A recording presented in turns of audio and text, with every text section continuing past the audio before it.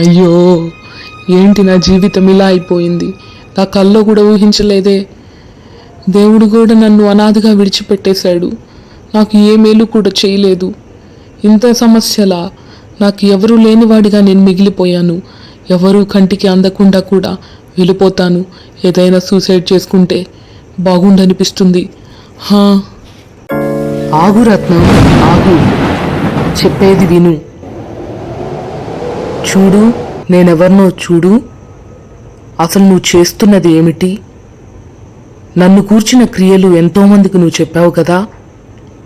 అసలు నీ గతమును ఆలోచించు.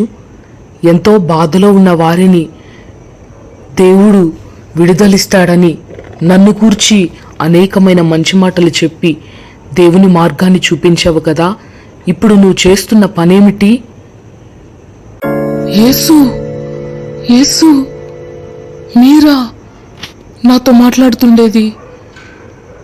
అరే, నేను నమ్మలేకపోతున్నాను. నిజంగా దేవా, యేసయ్యా, నన్ను చూస్తున్నావా? అవును ప్రభువా, మీరు చెప్పినట్టు నిజంగానే మీ గురించి అనేక మంది బాధలో ఉన్న వారికి బలపరిచిన మాటలు చెప్పి వారి యొక్క మార్గములను మీ వైపు మళ్లించేలా మీరు నన్ను వాడుకున్నారు. కానీ ఇప్పుడు నా పరిస్థితి చెప్పాలంటేనే హీనంగా మారిపోయింది. లేదు రత్నం, ఏమీ అవ్వలేదు. నువ్వే ఎక్కువ ఆలోచించి తొందరపాటుతో కూడిన నిర్ణయాలు తీసుకుంటున్నావు. ఒకసారి నా యొద్ద విచారణ చేసేవాడివి. ఏ సమస్య వచ్చినా నా దగ్గర ప్రార్థన చేసేవాడివి. అలాంటిది ఈ నిర్ణయం ఎందుకు తీసుకోవాల్సి వచ్చింది? అందుకనే నేనే స్వయంగా నీతో మాట్లాడదామని వచ్చాను. సరే, ఒకసారి నీ గతమును ఆలోచించు. హలో సంతోష్, నువ్వేనా? ఏంటి సంతోష్ ఇలా మారిపోయావు? ఎలా ఉండేవాడివి? సరే కానీ ఆ హెయిర్ స్టైల్ ఏంటి అలా అయిపోయింది? అరెరే, ఏంటి సంతోష్, ఏంటి సంగతులు?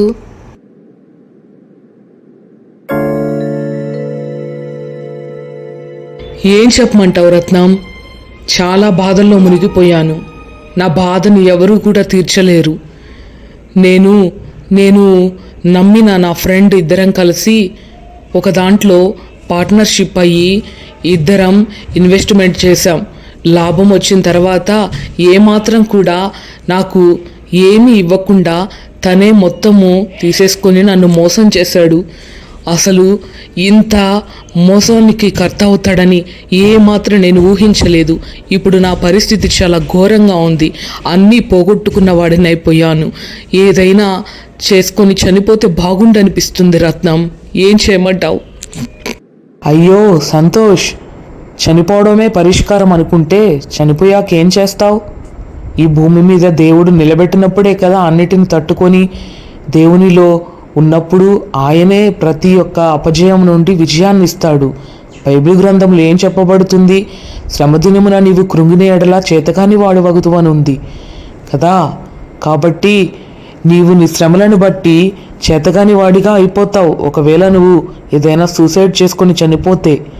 కాబట్టి జీవిస్తూనే వాటిని ఎదుర్కొంటూ దేవుని సన్నిధిలో మొరపెడితే ప్రతి సమస్యను కూడా ఆయన దూరపరచి నీకు విజయాన్ని సమకూరుస్తాడు. ఎప్పుడైనా 2 విషయాలు గుర్తుపెట్టుకో సంతోష్. ఏదైనా దుఃఖ కారణంగా ఉంది అంటే అది దేవుడి నుండి వచ్చినది కాదు. కొన్నిసార్లు సందర్భానుసారంగా, కొన్నిసార్లు ఈ యొక్క సమస్యలను బట్టి వస్తూ ఉంటాయి. సాతాను అనేక రీతిలుగా ఏదొక రీతిగా శోధనను తెస్తూ ఉంటాడు. కానీ అది దేవుని నుండి వచ్చినది కాదు అని గ్రహించగలిగితే దేవుడు ఎప్పుడైనా సరే ఆయన బిడ్డలకు సమాధానం ఇస్తాడు. ఏది సంభవించినా కూడా ఆయన కృంగిన వారిని లేవనెత్తే దేవుడు, పడిపోయిన వారిని ఉద్ధరించే దేవుడు. కాబట్టి దేవుని నుండి ఎప్పుడు కూడా కీడు రాదు, కానీ కీడుకు మేలు చేసే దేవుడు మన యేసయ్య. కాబట్టి గుర్తుపెట్టుకో, నీ జీవితంలో ఖచ్చితంగా ఆయన మార్పులు తీసుకొని వస్తాడు.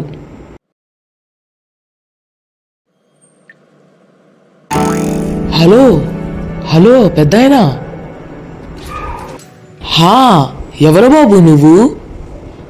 ఇలా ఎలా వచ్చావు జైల్లోకి? హా, నేనా పెద్దాయనా?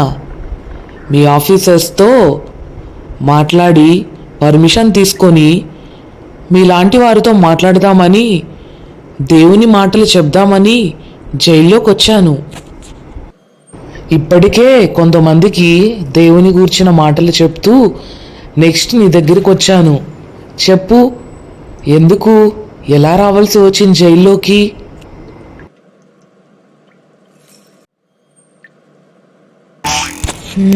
నేనా బాబు? ఇప్పటికే నన్ను చూస్తే నీకు అర్థమైపోయి ఉంటుంది. నా ఒంటి మీద ఉన్న టాటూస్ అన్నీ చూసి ఏదో ఒక రౌడీ బాయ్లా కనిపిస్తున్నాను కదా. ఏం లేదు, నిజంగానే నేను ఒక మర్డర్ కేసులో ఇరుక్కున్నాను. ఒకరిని గ్రూప్లో చంపాల్సి వచ్చింది. కాబట్టి ఆ కేసు వల్ల నేను కొన్ని సంవత్సరాల నుంచి జైల్లోనే మగ్గిపోతున్నాను. ఎలా పరిష్కారమో ఆ దేవుడు కూడా నన్ను క్షమించాడేమో కదా. ఈ జైల్లో ఉన్నటువంటి వారితోనే నా జీవిత ప్రయాణం ఇలా కొనసాగుతూ ఉంది. ఇక ఇంతేనేమో. అయ్యో పెద్దాయనా, ఇప్పటికైనా ఏమీ మునిగిపోలేదు. ఇదిగో పక్కనే నీలాంటి కేసు వారితోనే మాట్లాడాను. వారికి దేవుడి గురించి చెప్పగానే వారు చేసిన తప్పిదములు, దేవుని సన్నిధిలో వారు చేసిన పాపములు ఒప్పుకున్నారు. దేవునికి ప్రార్థన చేశారు. దేవుడు అలా ప్రార్థించిన వారిని, తప్పులు ఒప్పుకున్న వారిని క్షమిస్తాడు, ప్రేమిస్తాడు. వారిని దోషిగా చూడడు. మీరు జైల్లో ఉన్నా పర్వాలేదు, కానీ మీ తప్పిదములు జైల్లో నుండి దేవునికి ఎప్పుడైతే మొరపెడితే ఆ ప్రార్థనలకు ఆయన జవాబునిచ్చి మిమ్మల్ని క్షమించి ఆయన రాజ్యవారసులుగా చేసుకుంటాడు. నీవు కూడా అలాగే దేవుని సన్నిధిలో నీ పాపములు నీవు ఒప్పుకుంటే దేవుడు నిన్ను క్షమిస్తాడు పెద్దాయనా. అరే అవునా బాబు, ఇంతవరకు ఇలాంటి మాటలు ఎవ్వరు చెప్పలేదయ్యా. మా జీవితము ఈ జైలుకే అంకితం అనుకున్నాను. కానీ ఇక్కడ నుండి మొరపెట్టినా కూడా మా పాపాలు మేము దేవునికి విరోధంగా చేసినవి ఒప్పుకున్నా కూడా మమ్మల్ని ఆ దేవుడు క్షమిస్తాడా?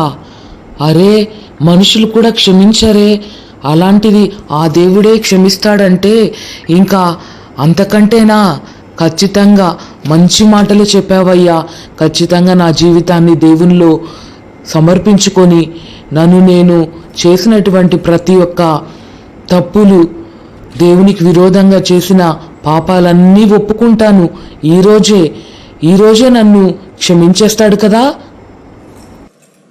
ఓ ఖచ్చితంగా పెద్దాయనా, ఖచ్చితంగా. ఇదిగో నేను చెప్పిన ప్రార్థన చేస్తావా? పరలోకమందున్న నా తండ్రి,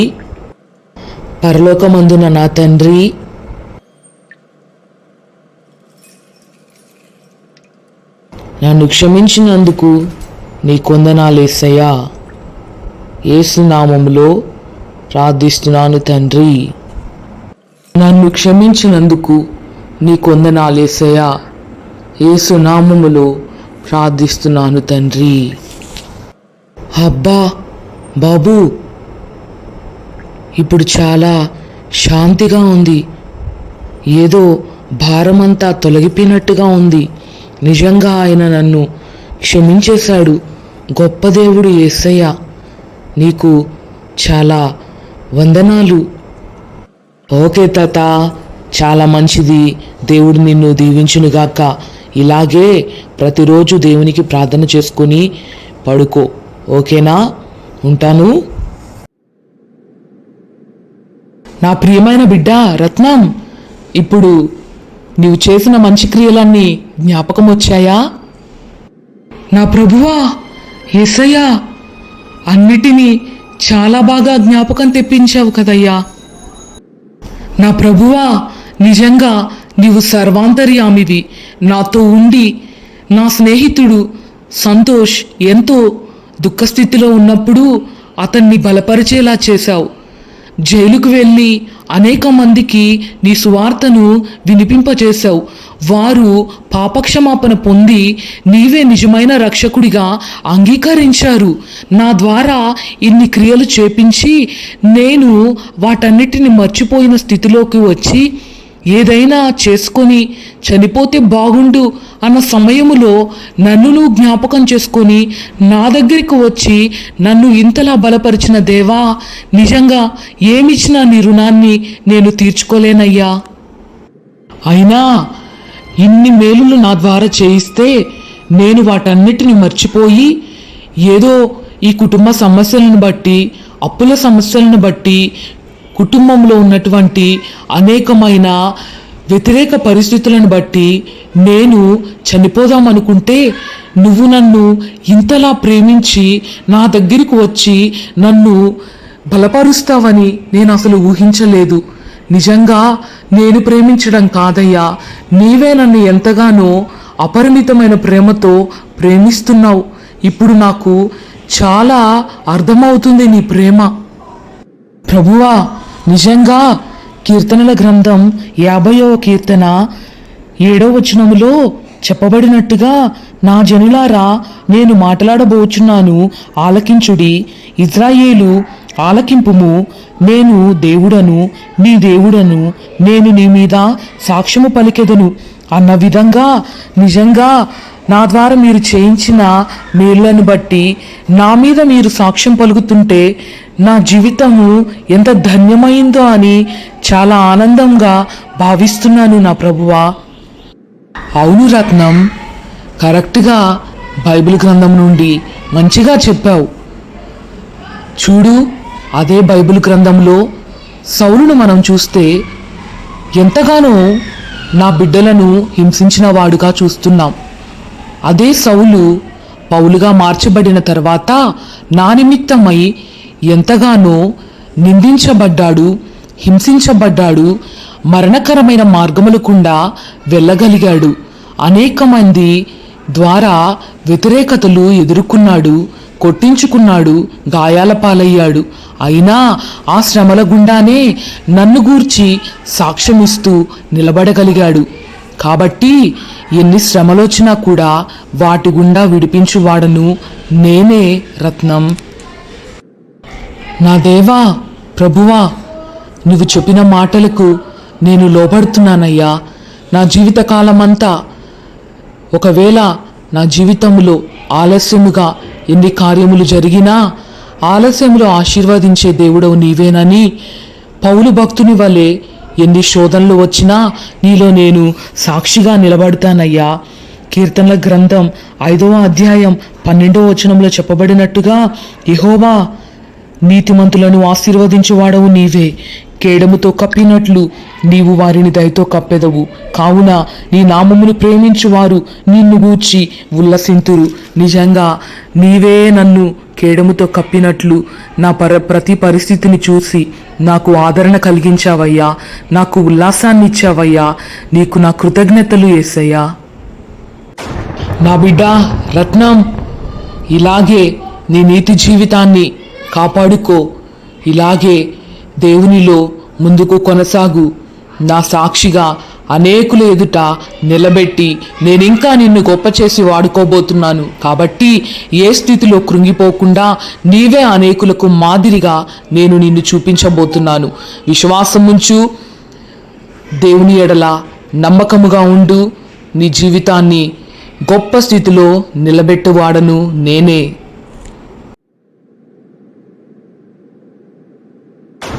ప్రభువా, నన్ను బలపరచడానికి వచ్చావా? నన్ను రక్షణలో స్థిరపడి అనేకులకు సాక్షిగా వాడుకోవడానికి నన్ను ఇంతగా బలపరిచావా? ఎన్ని శ్రమలు వచ్చినా, ఎన్ని అడ్డంకులు వచ్చినా, నన్ను కృంగదీసే ఎటువంటివి నాకు ఎదురొచ్చినా నేను ముందుకే కొనసాగుతానయ్యా. నీ సేవలో ముందుకే వెళ్తాను. నీ కొందనాలు. నిజంగా ఇది కళా నిజమా అన్నట్టుగా ఉంది. నా దేవుడు, నా ప్రభువు ఇంతవరకు నాతో మాట్లాడా? నమ్మబుద్ధి కావట్లేదు నాకు. ఈ విషయం ఇంటికి వెళ్ళి ఇప్పుడే అందరితో పంచుకోవాలి. ఏంటి రత్నం, ఏంటి అందరూ మాట్లాడుకుంటుంటే ఏదో ఒక్కడివే ఆలోచిస్తున్నట్టున్నావు? చెప్పు రత్నం. అలా ఏం లేదు రోషన్, ఏం లేదు. ఏంటంటే నిన్నటి దినాన నాకున్నటువంటి కష్ట పరిస్థితులను బట్టి, కుటుంబంలో ఉన్నటువంటి వ్యతిరేకతలను బట్టి ఎందుకులే నా జీవితం అనుకొని ఏదైనా సూసైడ్ చేసుకుందాం అనుకున్నాను. వండర్ విషయం ఏంటంటే ప్రభువైన యేసుక్రీస్తు నన్ను ఆ సమయంలో దర్శించి నాతో కొంత సమయం వరకు మాట్లాడాడు, నన్ను ఎంతగానో బలపరిచాడు. ఆ విషయాలు ఇప్పటికీ కూడా నాకు అర్థం కావట్లేదు. నాతోనేనా ఆయన ఇంతసేపు మాట్లాడింది? కళా నిజమా అని ఎంతో ఆలోచనలో ఉంటున్నాను. వావ్ రత్నం, నువ్వు ఇలా చెప్తుంటే నాకు గూస్ బంప్స్ వస్తున్నాయి. నిజంగా దేవుడు నీతో మాట్లాడాడంటే ఎంత ధన్యతో. నిజంగా మన మీద ఆయనకు ఎంత ఇష్టమో, ఎంత ప్రణాళిక కలిగి ఉన్నాడో. ఇక నుండి నువ్వు చెప్తుంటే నాకు కూడా భయంగా ఉంది. దేవుడు ప్రతిదీ చూస్తుంటాడని. నేను కూడా ఇక నుండి భయభక్తులతో జీవిస్తాను. దేవునిలో ప్రార్థనాపూర్వకంగా నా జీవితాన్ని ముందుకు కొనసాగిస్తాను. థ్యాంక్ యూ రత్నం, కొత్త విషయాలు తెలుసుకున్నట్టుగా ఉంది నాకు. అవును, నువ్వు చెప్పినట్టు ఆయన మనల్ని సృష్టించుకున్నాడంటే మన మీద ఏదో గొప్ప ప్రణాళికే కలిగి ఉంటాడు. కాబట్టి ఎన్ని శ్రమలొచ్చినా, మరణకరమైన మార్గాల గుండా వెళ్ళినా ఆయన మనల్ని బలపరిచే దేవుడు కనుక ఎన్ని విధమైనటువంటి కష్టాలు వచ్చినా దేవునిలోనే స్థిరపడి ప్రార్థనాపూర్వకంగా మనల్ని ముందుకు వెళ్ళడానికి దేవుడు అన్ని రీతులుగా మనల్ని బలపరుస్తున్నాడు. కాబట్టి మన కుటుంబాలు సమేతంగా ఆయన సన్నిధిలో మొరపెడుతూ అన్ని విషయాల్లో ముందుకి కొనసాగుదాం. సరేనా? Okay Ratnam, very true. Thank you so much. ఇలాగే జీవిద్దాం రత్నం. మనము లోకానికి వెలుగుగా ఉందాం. ఆయన చేసిన క్రియలనే చూపిద్దాం. ఓకే, ఇంతవరకు దేవుని మాటలు విన్నందుకు మీ అందరికీ నా వందనాలు. ఇలాగే దేవునిలో మీరు మీ కుటుంబాలు ముందుకు వెళ్ళుదురు. ఆమేన్.